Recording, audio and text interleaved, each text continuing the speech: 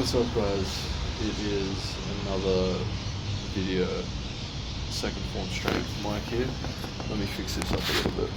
There we go. That's better. Yeah, so another video, another daily video here. It is Thursday, the 26th of March. Thursday, the 26th of March. It's my mum's birthday today. So happy birthday to my beautiful mother.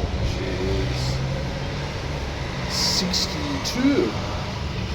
How time flies. I don't particularly have anything thought out for this video, a lot like my other videos. But I will go with this thread, this train of thought that I have at the moment, which is when you're on the path, whether let's use fitness as the vehicle, because obviously this channel really is about getting your body transformed, but it's also about that body transformation then leading to transform other areas of your life, which I firmly believe it will be. I mean, at least for me,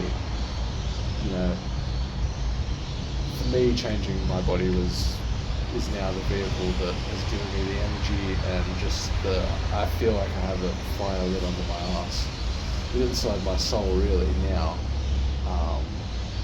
with what I've achieved in the past 4 or 5 months. And I really feel like a lot of people, if you look at people that have had any positive body transformation, you'll also find that a lot of the times they go on like a soul-sinking journey, and I think that's really because the body influences everything else. It's the vehicle that you carry through this life.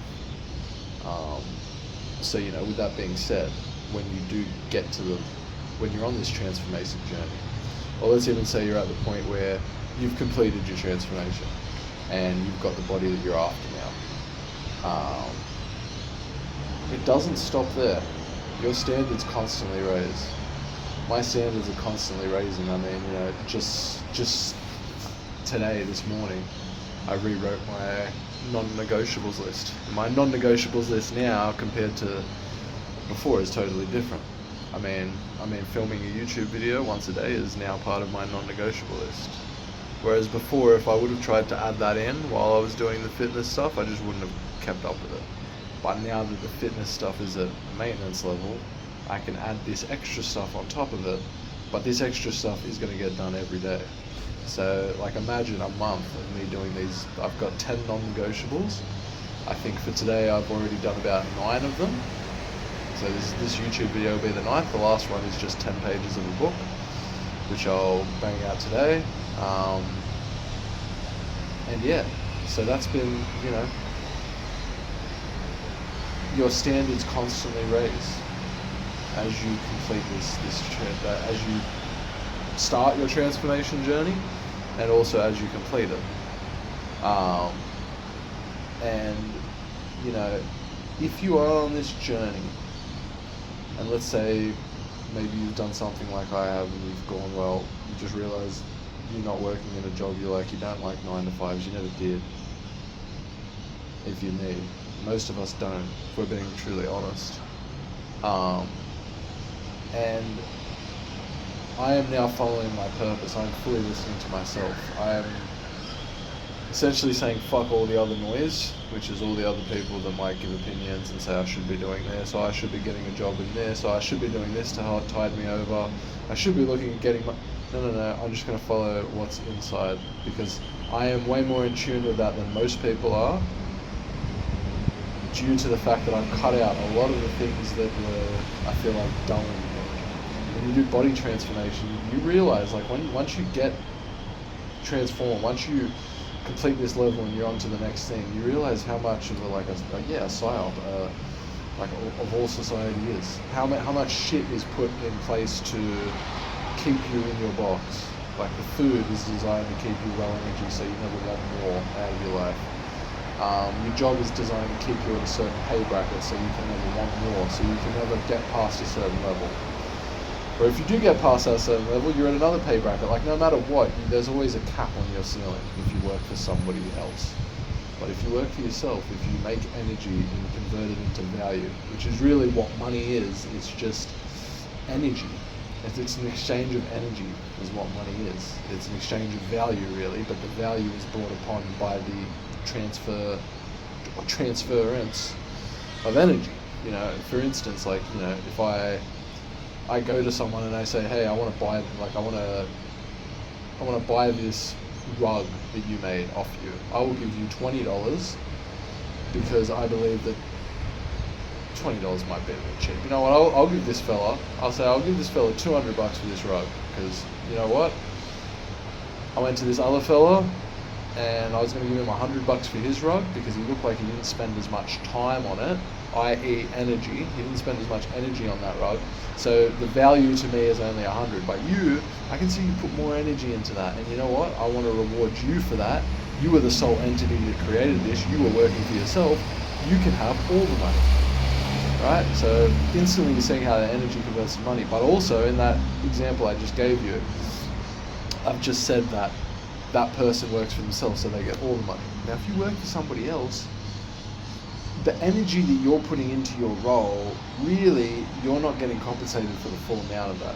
You have a job role, and yes, you fulfill certain things on this role. But as we all know, job roles and job positions don't. On paper, they're one thing. On actuality, they're totally different. Whereas, and that's another thing, if you work for yourself, you dictate what's actuality. You dictate what you do. You don't dictate that if you go to a job. You have to deal with what they give to you, which is why I'm of the mentality now that I don't want to work a 9 to 5 as in have a full-time commitment.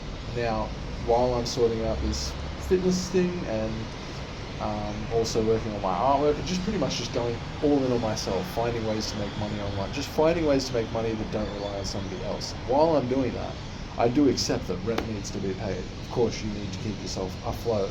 So I am going to be looking for probably contract cleaning or just maybe Uber work, something where I can choose the times that I want to show up, or I can just say, look, a maximum of no more than 25 hours of my week, probably going to look more towards 20 hours, I want to spend getting the necessary, I only want to spend the time I need to get the money that's necessary to allow me to have rent and things like that, and everything else on that is extra, which I will endeavor to make any extra spending money or saving money or investment money through my own means. And I think in running that way for the next 6 months, I'll be able to sustain myself, and most likely within that time frame I should be able to excel how much money I'm making on my own, and then let that start covering the rent costs, and then slowly reduce the contract jobs I'm doing, so then I totally get to the point where I'm not working for anyone and it's just me. And people will say, oh, well, that's stressful. That's stressful working for yourself. It's stressful always wondering where your money's coming from. Well, I think it's stressful to these people and to people in general, and I get it, and it would have even been stressful to me. Or it's more stressful because you don't trust yourself.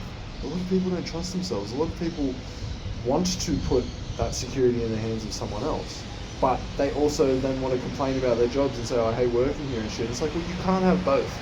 You need to make a fucking decision. Do you want to be someone who just goes, you know what, I'm fine with never wanting more for myself or never figuring out what I could truly do in life?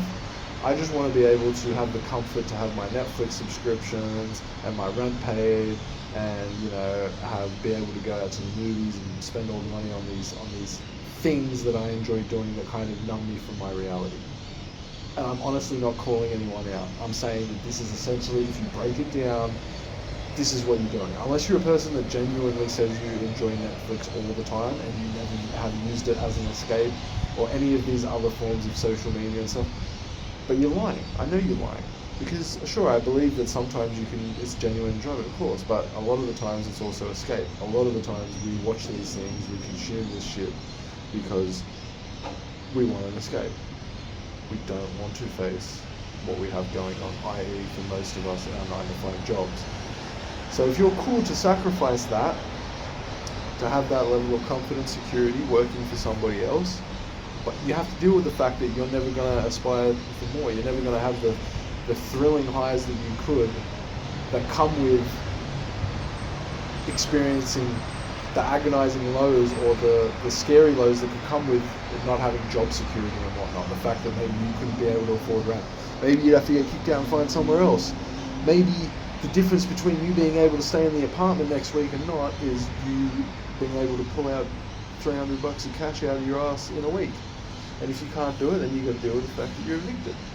But like in all this, these are experiences to me. I look at that and I go, but you know, if someone wants to sacrifice having all those, yes, possibly painful, but there's so much growth in those painful experiences. If you want to just not have any, pretty much, in my opinion, this is my opinion, you don't have to agree, but if you're someone that wants to, if you're someone that says, oh, well, you've got to have a job, you've got to have security, most likely these are the people that are willing to sacrifice what I just said. They're willing to live the life of, okay, I'll have security, I'll stay in this matrix, I'll stay in my little circle, but it's fine because I have comfort, I have security, I have a nice, whatever, if you're in America, 401k, and here we don't really, we just have super. Most of us don't worry about having to put money in, the government does it for us, which is nice here.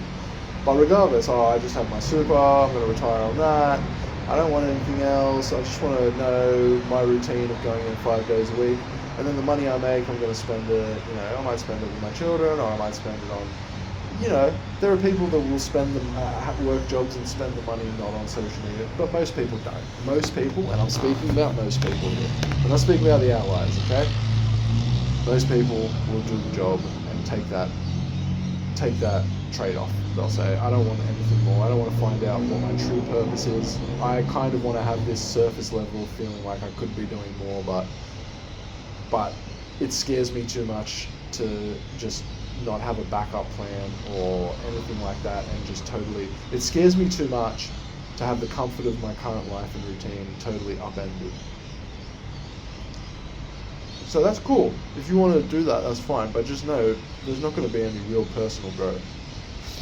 Financial growth, you'll probably have heaps. Like there are people, most people my age, I'm nearly 31, have way more money than I do. Like I'll be transparent, I have probably 3.5k in debt, I have a car loan, it's not a huge, like I got a new car loan, but the car that I got was like one of the cheapest new cars you could get. It was a Swift, a Suzuki Swift, not like a fancy one. So I pay on that, I'm paying for my PT course at the moment too, which is 100, like, and I've always pretty much earned minimum wage. The most I've ever earned is maybe 60,000 a year, working at a spray painting job. No qualifications for that or anything, but that was the most. So most people are doing better than me financially, but when I look at everyone else my age, body-wise, just how they look in general, just depth of character, I hate to say, like I could be tooting my own horn here, but a lot of people, when you talk, it's all just the same shit. They're all interested in the same shit.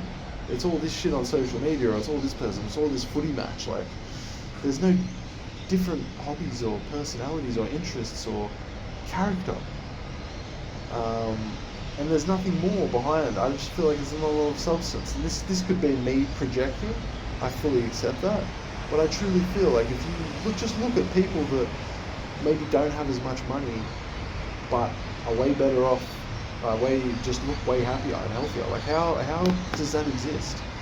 If we're taught that money is brings you happiness and whatever, how are there so many people that are financially quite well off, but their bodies are shit and everything else is falling apart and they look miserable? Like I look at people that have the money that, while I don't want money, if I look at someone that's say in way worse shape than me, same age as me, way worse shape, maybe they have kids, so they don't have much free time either, like their freedom compared to mine is less. They look worse. They probably feel worse. The only thing they got ahead of me is the money side. So I look at that and I go, well, all I would need is to get the money side right and I'm sweet. But people like that, there's a whole other there's a whole other skill set you have to learn that you won't learn, or most people won't, because they're not taking those risks that a lot of people said I was dumb for taking, and have led me to, yes, not having as much money at 30, but now I feel like I really truly have figured out my purpose.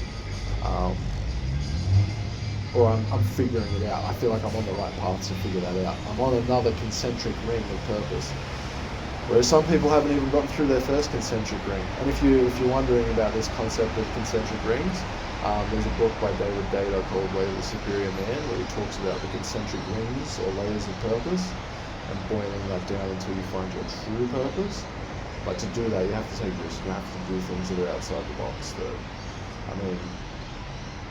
Fortune favors the bold and all this. And there are plenty of people, yes, people will say, there are plenty of people that take risks like this and it doesn't work out for them. But I would rather be one of the people who takes the risk and it doesn't work out, and then, okay, I go back to doing a 9 to 5. But at least I tried. Or I go back to doing a 9 to 5 for a bit and then I try again. The thing is, I never have and I never will. But I'm going to end the video on this to give you guys just think of it like this. Never give up on yourself. If you're in maybe my situation, and a lot of other people maybe are saying, oh, well, this is silly, like, what proof do you have that you can start fitness coaching? What proof do you have that you can just quit your 9 to 5, bet on yourself, and in 6 months you'll be in a much better position? Me, I'm the proof. Like, I'm giving myself the proof every day with these non-negotiables, with things I'm doing, with what I've proven to myself already. So just watch this space, and if I make it to where I want to be, in 6 months you'll see me in a way better place. If I don't, I'll still probably be in quite a happy place. Either way, my growth in 6 months personally is going to increase. I don't know how my finances are going to be, but I feel like if my personal growth is increasing, my finances will too. It's just a matter of time. You just can't be, I said it before in the video too, just don't be attached to a lack of something. Right now you feel like you have a lack of money or whatever, don't look at it as a lack, just look at it as you don't lack it because you don't really need it. It will come to you. And it's going to sound woo or whatever, and people are going to say, well, what happens if you're about to get kicked out? It's like, yeah, but at that point, your fight and flight should kick in, and you'll either get the money or you won't. But either way, you'll work it, you'll be able to figure it out even if you did get kicked out. Just don't ever give up on yourself is what I'll just say. And I guess if there was any point to this waffling on in this video, that's what I'll put it at. It's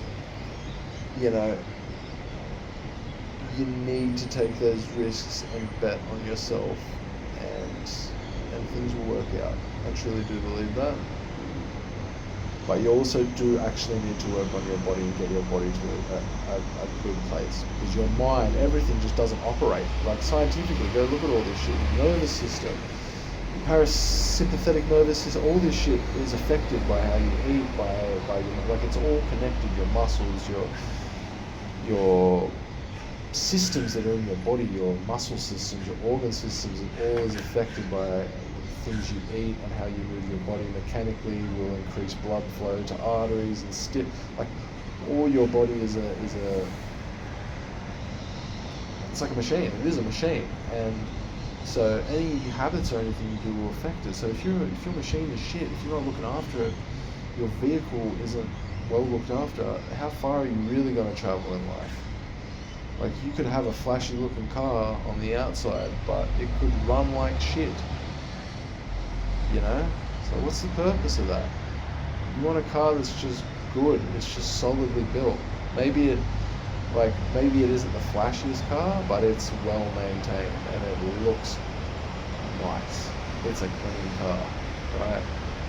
It's not a flashy car, it doesn't try to show off, but it's well maintained, it's clean, and it knows where it's going, and it's got plenty of fuel to keep traveling. So anyway, I'll end it with a car analogy, I guess. But this video has gone on way too long, so I will catch you guys in the next video. It's daily video, so you'll see me again tomorrow. Peace.